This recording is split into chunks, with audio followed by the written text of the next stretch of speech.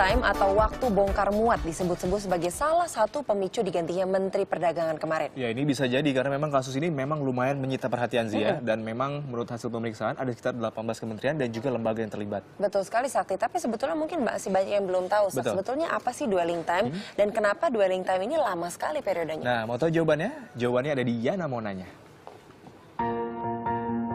Lamanya waktu tunggu bongkar muat peti kemas atau dwelling time di Pelabuhan Tanjung Priok masih menjadi pekerjaan rumah pemerintah.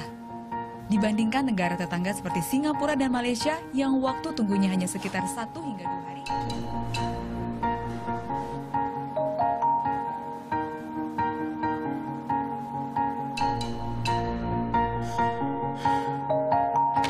Nah, belakangan ini nih di berbagai media rame banget yang ngomongin kasus dwelling time di Pelabuhan Tanjung Priok. Dan konon katanya nih kasus ini merugikan negara hingga ratusan triliun rupiah. Tapi sebenarnya apa sih dwelling time itu dan bagaimana hal ini bisa merugikan banyak orang, termasuk kita-kita ini? Waktunya Yana mau nanya.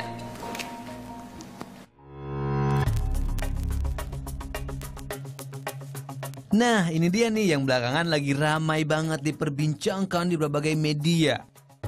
Kasus korupsi yang terjadi dalam proses dwelling time barang-barang impor di Pelabuhan Tanjung Priok. Kasus ini mencuat pasca kedatangan Presiden Joko Widodo ke Pelabuhan Tanjung Priok akhir Juni lalu. Konon, kasus ini merugikan negara hingga ratusan triliun rupiah.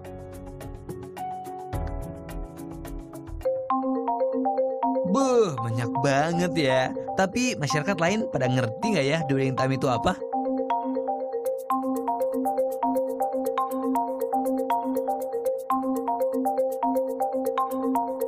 Dwelling time. Ya, gue sempat denger sih masalah itu. Cuman gue nggak terlalu begitu jelas ngikutinnya. Kurang tahu sih ya, tapi setahu aku sih yang paling masalah kayak korupsi gitu. Nggak tahu ya, cuman pernah dengar-dengar aja gitu di TV. Mungkin istilahnya kurang tahu sih, tapi kayaknya sering dengar sih di kasus-kasus belakangan ini. Gue sih nggak terlalu tahu ya, tapi pernah denger sih di berita lagi rame kan dibahas sekarang. Nggak tahu sih. Tuh, pada nggak tahu kan artinya apa? Secara harfiah, dwelling time artinya waktu tunggu. Nah, yang lagi ramai diperbincangkan saat ini adalah dwelling time di pelabuhan, alias ukuran waktu yang dibutuhkan barang impor di Indonesia untuk keluar dari pelabuhan.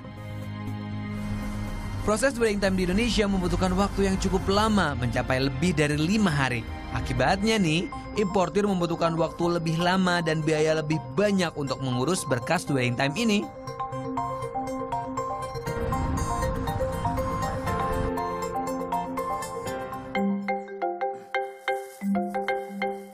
Salah satu pihak yang merasakan dampak langsung dari lamanya proses ini adalah teman Yana yang ini nih.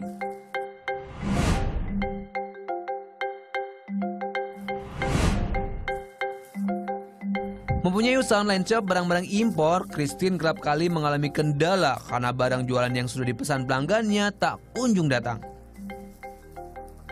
Nah, Mbak, ini akhir-akhir ini kan kasus dwelling time itu terkuak gitu ya. Pernah ngalamin pengalaman khusus nggak sih soal dwelling time ini, Mbak? Sebenarnya sih nggak berasa langsung sih ya ke sayanya, cuman kadang ya lumayan berpengaruh gitu. Kan saya online shop itu kan ada sistem pre-ordernya gitu ya. Pesan dulu gitu, baru berapa hari nanti baru dikasih ke customer. Nah, kadang di situ udah dipesan, udah pemesanannya kan lama. Nah, terus kadang di pelabuhannya malah tertunda gitu sistem pengiriman barangnya. Nah, saya juga jadinya ngasih tahu ke customernya harus dengan berbagai cara gitu. Tapi kadang ada customer yang nggak ngerti, susah gitu kan. Nah, ya udah akhirnya saya nggak mau karena customer nanyain mulu. Ya saya harusnya balikin uangnya gitu. Tuh, nggak langsung terasa tapi tetap terkena dampaknya. Makanya supaya nggak berkepanjangan, Presiden pun langsung bergerak. Kepolisian langsung bertindak dan 5 orang tersangka sudah mulai digeladak. Rumitnya tahapan yang harus dilalui importir jadi salah satu alasan yang bikin lama proses dwelling time di Pelabuhan Bongkar Muat Tanjung Priok. Seenggaknya ada 3 tahapan nih, mulai dari pre-clearance, clearance, dan post-clearance. Nah, di tahapan pre-clearance atau perizinan ini nih yang bikin rumit dan membutuhkan proses panjang. Konon, importir harus mengurus berbagai izin sampai akhirnya barang impor bisa keluar dari pelabuhan. Waktu yang ditempuh mencapai 3,6 hari. Pada tahapan inilah 18 kementerian dan instansi ikut ambil bagian.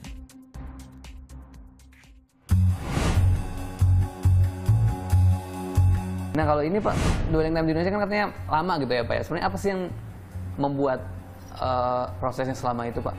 Berarti setiap barang yang diimpor, berarti kan melalui berbagai tentunya perizinan ya, ataupun itu rekomendasi. Karena terkait dengan larangan dan pembatasan atau yang disebut lartas. Sehingga begitu barang itu dibongkar di terminal ya, terminal peti kemas, sebelum barang itu disubmit atau dokumen atas barang itu tadi diajukan ke Bea Cukai, itu harus selesai dulu dari instansi atau kementerian lembaga terkait yang jumlahnya sekitar antara 15-18 lah gitu kan. Nah kalau itu udah selesai, baru Bea Cukai berespon. Ya, proses perizinan atau pre-clearance memang salah satu cara untuk melindungi masyarakat dari barang-barang impor berbahaya. Makanya kudu memenuhi berbagai persyaratan dulu sebelum masuk ke tanah air kita. Tapi sayangnya nih, beberapa importir juga kadang nakal. Sebetulnya importir juga kadang-kadang juga ada yang kurang patuh ya. Artinya gini, kurang kepatuhannya. Seharusnya barang itu sebelum masuk kan sudah ada izin import barangnya, ya seharusnya sebelumnya udah diselesaikan sebelum barang itu masuk. Tapi ini barang kadang diselesaikan setelah barang itu masuk. Berarti kan ada proses di situ. Harus ngurus dulu di Kementerian Perdagangan. Kalau kaitannya dengan Kementerian Perdagangan harus dengan Badan POM. Kalau ada irisannya dengan Badan POM atau ke Menteri Pertanian, misalnya kalau ada irisannya ke sana dan tupoksinya di sana. Lamanya proses barang impor hingga keluar dari pelabuhan bongkar muat memang bukan perkara baru.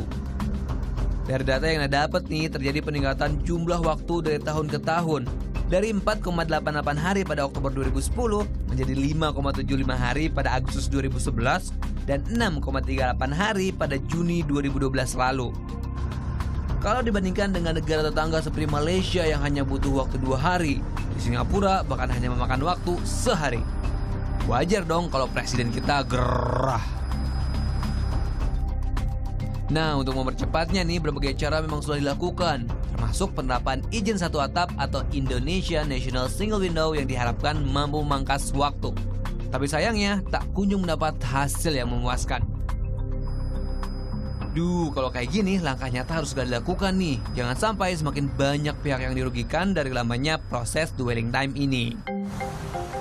Jadi gimana? Udah pada ngerti belum dwelling time? Dan kasus ini memang sedang diusut oleh pihak kepolisian.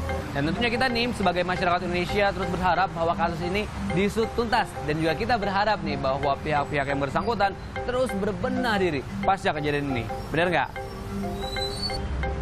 Nah sekarang masih punya pertanyaan yang pengen tanyain tapi nggak tahu gimana dan kemana nanyanya. Tenang aja, titipin aja ke Yana dengan cara mention ke @Yana mau nanya. Nanti yang tanyain karena Yana selalu mau nanya.